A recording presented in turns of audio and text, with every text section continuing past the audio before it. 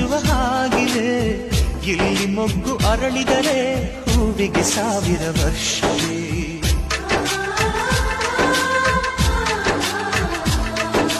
ಕಣ್ಣೆರಡು ಇರಬಹುದು, ನೋಟಗಳೊಂದೇ ಅಲ್ಲವೇ?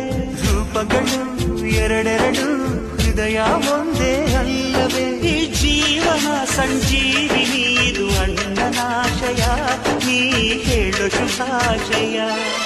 ನಮ್ಮ